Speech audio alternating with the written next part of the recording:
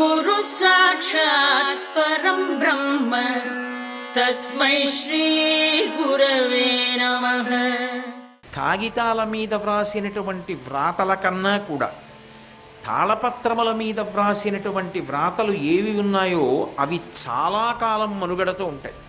ఇప్పటికీ మీరు కాంచీపురం వెళ్ళి కాంచీపురం యొక్క విశ్వవిద్యాలయంలో తాళపత్ర గ్రంథాలని పరిశీలనం చేస్తే ఇప్పటికీ కూడా తునికిపోకుండా, ఎక్కడ చిన్న ముక్క కూడా ఊడిపోకుండా చక్కగా శ్లోకాన్ని చదువుకోవడానికి వీలుగా ఆ తాళపత్ర గ్రంథాలు అంత అనుకూలమైనటువంటి రీతిలో ఉంటాయి.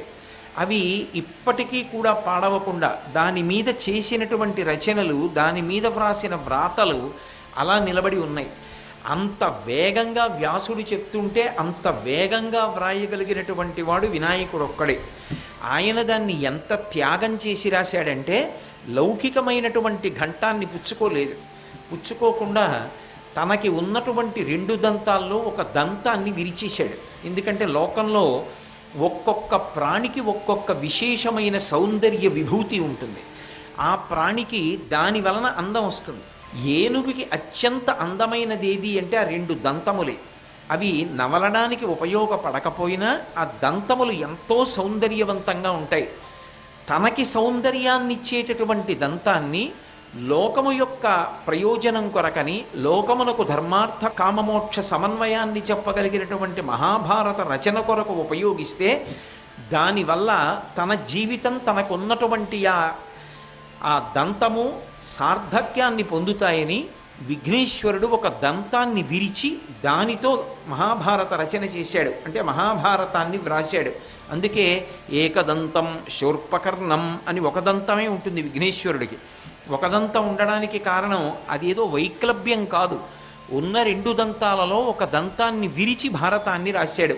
అందుకే వ్యాసుణ్ణి విఘ్నేశ్వరుణ్ణి కలిపి చూశామనుకోండి, చూస్తే అసలు లోకం కోసం ఎంత త్యాగం చేసి జీవనం చేసిన మహాత్ములు ఉంటారో అర్థమై మనం కూడా ధర్మం కోసం అలా నిలబడి త్యాగం చెయ్యగలిగినటువంటి లక్షణము ఉద్భుతమవుతుంది. అంత అద్భుతమూర్తి ఆ విఘ్నేశ్వరుడు వ్యాసుడు కలిసి కూర్చున్నటువంటి సన్నివేశం. వాళ్ళిద్దరూ కలిసి కూర్చున్న కారణం చేతనే లోకానికి మహాభారతం అందింది.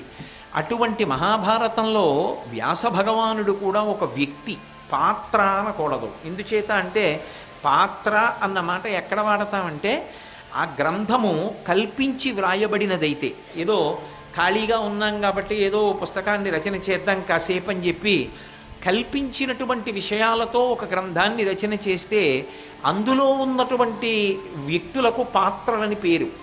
అలా కాదు, ఇతిహాసములు అంటారు. రామాయణము ఇతిహాసము, భారతము ఇతిహాసము. ఇతిహాసము అంటే ఇతిహాసం, ఇది ఇట్లే జరిగినది, అందులో ఒక్క మాట కూడా కల్పించి చెప్పినది కాదు.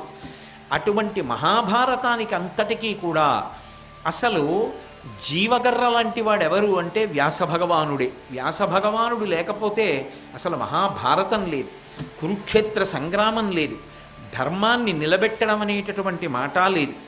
వ్యాసుడు మహాభారతంలో అద్భుతమైనటువంటి స్థితిని ఆవిష్కరిస్తాడు.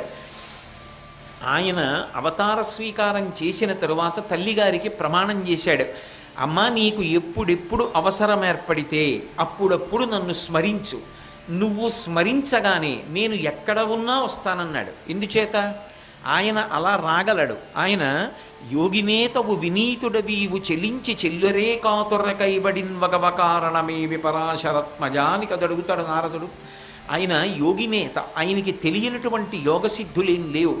అన్ని యోగసిద్ధులు కలిగినటువంటి వాడు కనుకనే శంకర భగవత్పాదులు అవసాన కాలంలో తలుచుకున్నటువంటి అమ్మగారి దగ్గరికి ఎలా రాగలిగారో, మండనమిశ్రుడి ఇంట్లోకి ఎలా ప్రవేశించగలిగారో యోగశక్తుల చేత, అలా ఆయన బయలుదేరి తల్లి దగ్గరికి వస్తూ ఉంటారు. ఒకప్పుడు తలుచుకుంది సత్యవతీదేవి, ఆయన వెంటనే ప్రత్యక్షం అయ్యారు. అవతల అంతఃపురంలో చాలా పెద్ద సమస్య ఒకటి ఏర్పడింది. ఆ పుట్టినటువంటి చిత్రాంగదుడు విచిత్ర వీర్యుడు ఇద్దరూ మరణించారు. సత్యవతీదేవి కడుపున పుట్టినటువంటి బిడ్డలు. భీష్ముడు ప్రతిజ్ఞ చేశాడు, నేను సంతానాన్ని పొందను అని.